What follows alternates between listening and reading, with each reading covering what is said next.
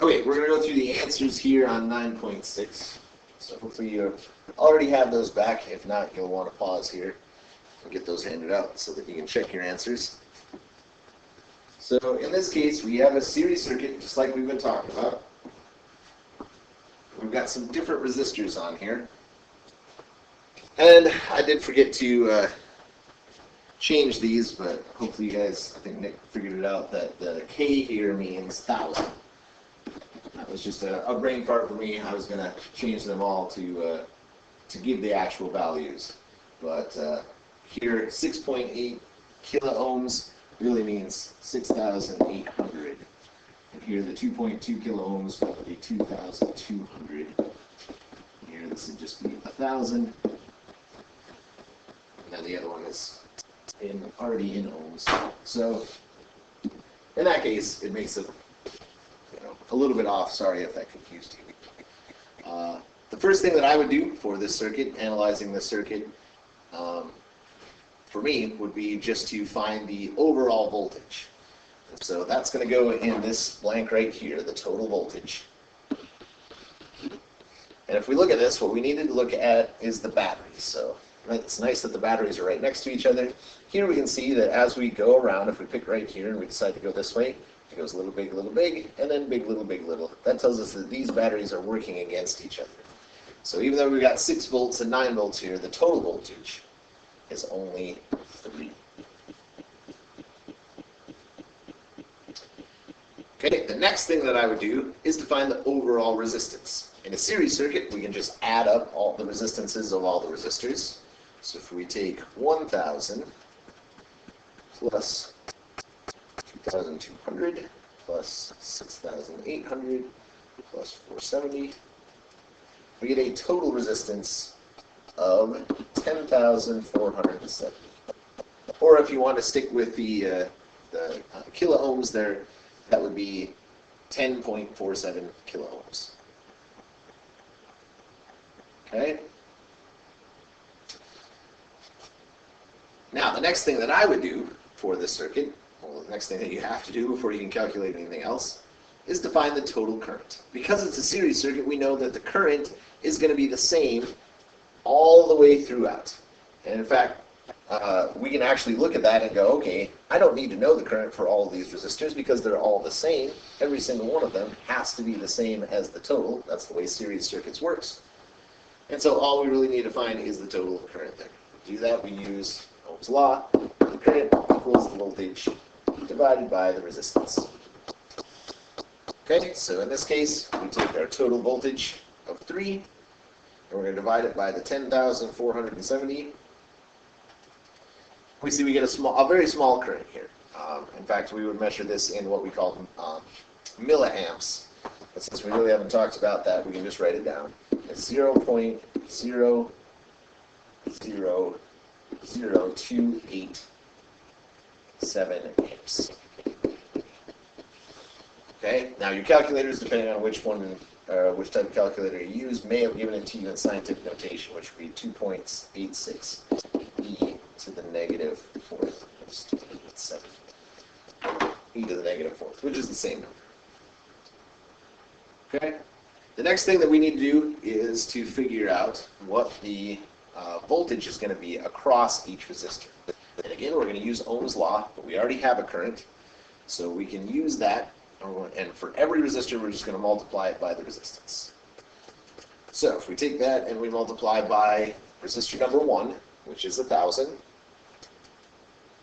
and here we see that the voltage drop should be 0.286. Around 0.287. For resistor number 2, we take 2,200 times our current, and we get 0.630. Resistor number 3, we get 1.95. And resistor number 4, we get 0.135.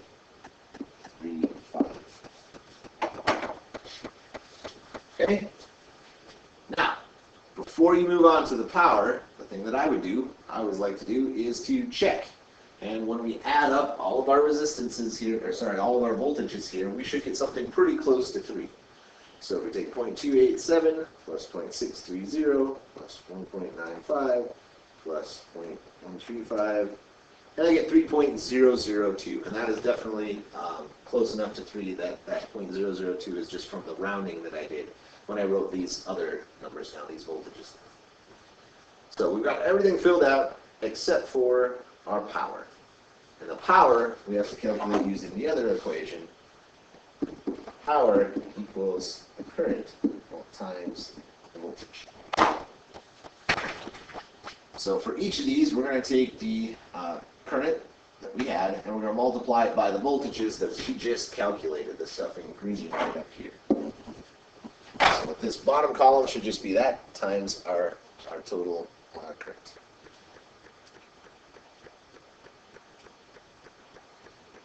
So the first one,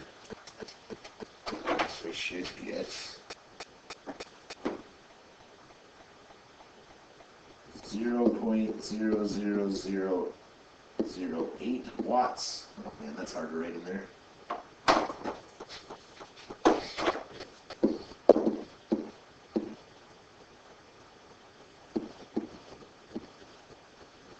Okay, our second one,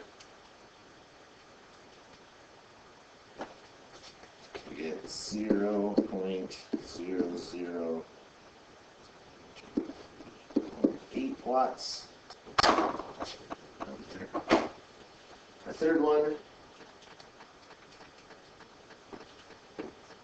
we get 5.005.6 watts.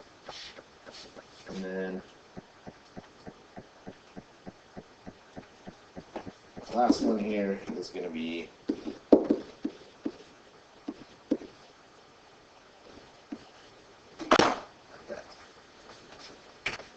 Now, I know it's kind of a pain dealing with these small numbers like this, but this is more of a realistic circuit. When you have these voltages here, resistors aren't typically going to be like 5 ohms or 10 ohms. They're going to be more like 20,000 ohms. So we do get small currents as far as, like flashlights and things like that. And that's why touching a flashlight circuit is not going to shock you, because the currents are so low that they really can't move throughout your body. Okay? Now at this point, you may want to take a minute here and look over your stuff. So I'm going to pause, and we will come back, and I'll just put the answers up there for you to check. And then you can take a look, make sure you did those right.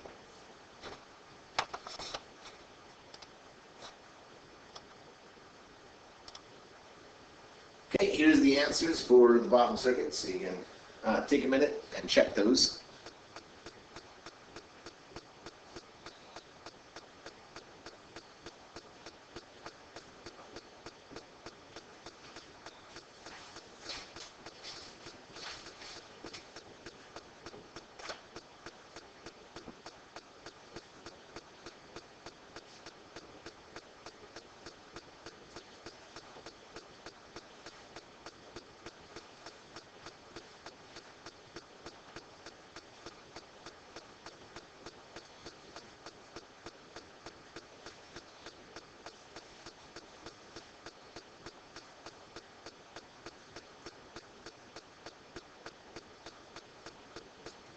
Okay, so hopefully you've had time to take a look at the answers there, make sure you had the right ones. The one thing I forgot to talk about on the top circuit, so we'll just do it right here, is the total power. Now, there's two different ways that you can find that. You can actually just add up, because we're looking at how much energy is used every second. That's the whole point of power. You can just add up the power at each resistor and get that total. But what I find easier, using the equation, P equals I times V, we can take the total current and multiply it by the total voltage. And that'll tell us the total power. So either way, both of those have to converge on that same answer. Because of rounding, you might get slightly different answers if you do the adding versus the multiplying. But I'm just going to take our total current and multiply it by 14, our total voltage. And we get 0.0351. Of course, those all have to be in watts. Now, as far as the back goes, I'm not going to really take a look at those. I mean, answers will vary. The whole point of that was to kind of get you to think about how these things would have to go in to create the types of circuits that, or the types of conditions that I listed for your circuit there. So hopefully you learned a little bit something from doing those. But next we're going to move on to parallel circuits.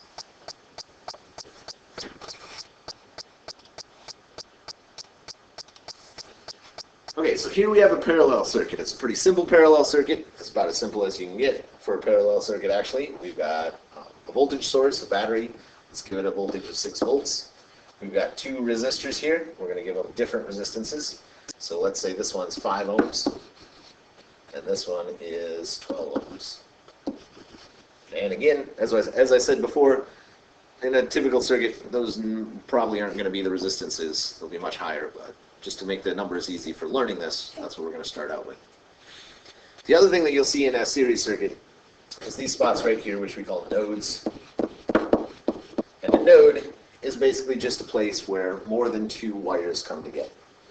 So 3 or more conductors.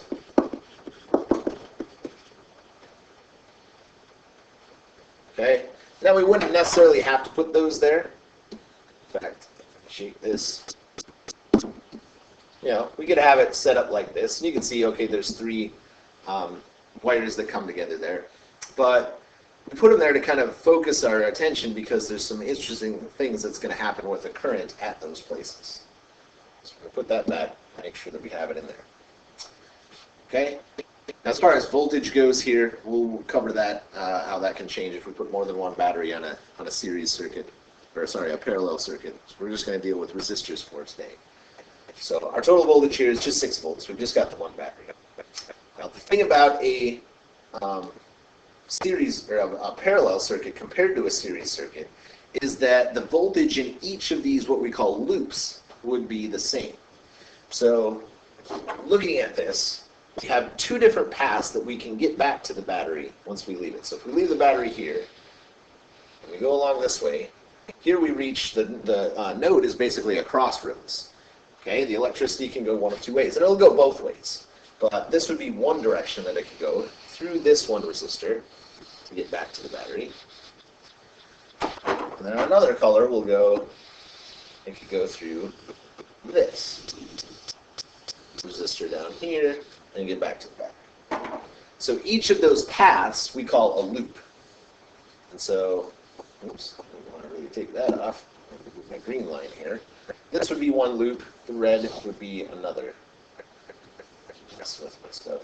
That's not together. But anyway, you see the 2 different loops that are there, the 2 different paths that the electricity can go. So we want to look at each of those loops independently. And the cool thing about a parallel circuit is that each of these loops is going to have the overall voltage. So in a parallel circuit, each loop has the same voltage.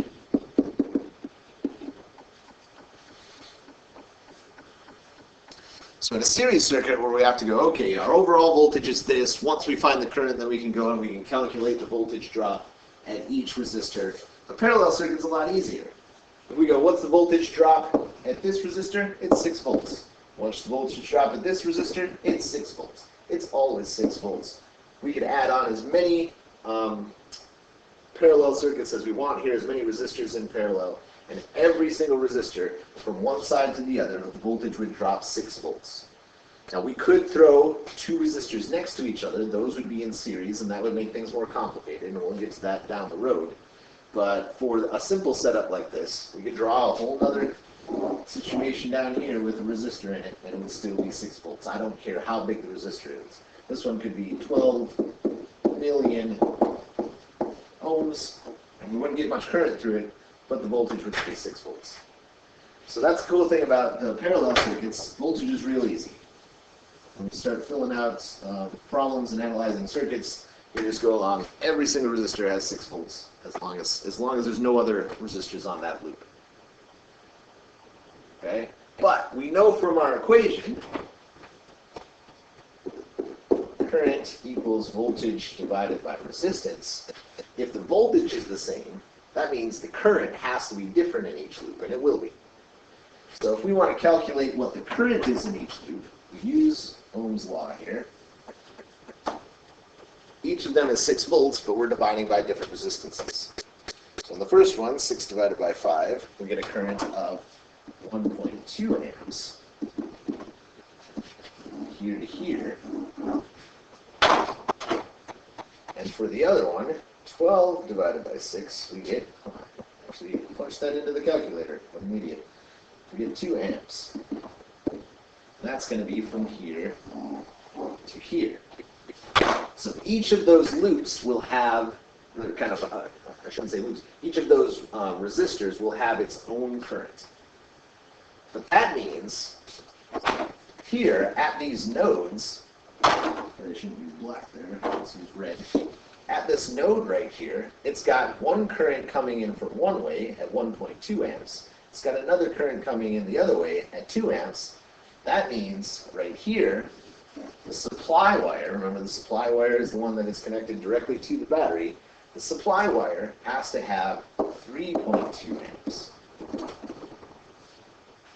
Now also on this side, here, we think about it, the current going around this way, 1.2 amps has to lead going this way, and 2 amps have to lead going this way. That means here, it also has to be 3.2 amps. And that should make sense. These two on each supply wire should always match. But what that means is every single time you add another resistor, if we draw a whole nother loop down here, it will have its own, because the voltage is the same, it will have its own current, and that will change the current in the supply wires. So every time you add another circuit down here, another part, or not circuit, another loop on the circuit, this number right here will go up. And because we know current leads to heat, that's a problem. The more resistors we put on there, the more current it's going to draw, the higher the heat, and at some point we're going to get to such a point that the heat that's going through this supply wire here is going to melt and possibly start a fire. Now, later we'll talk about things that we can do to prevent that. There are ways around that, but that's the problem with a parallel circuit. The benefits are we don't have to worry about these resistors affecting each other. These two resistors right here don't really affect each other's power output. Whereas on a series circuit, if you add more and more bulbs, they're going to get dimmer and dimmer because each of them only gets less and less of the voltage that it can use. Here the voltage is the same. So that means you can put as many light bulbs on here as you want, and they'll be just as bright as if there was a single one. But again, the problem is, what we're doing is we're increasing the current in the supply wires, and at some point you're going to cause it and melt the wires. It's going to get so hot that the wires won't be able to handle it.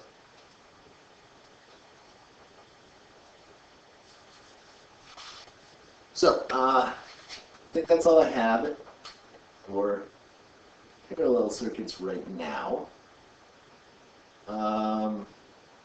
So, I've got this next worksheet for you to work on that'll have you analyze some basic parts of parallel circuits. We'll get into a little bit more complex stuff tomorrow. So do those, and then we'll go over the answers tomorrow.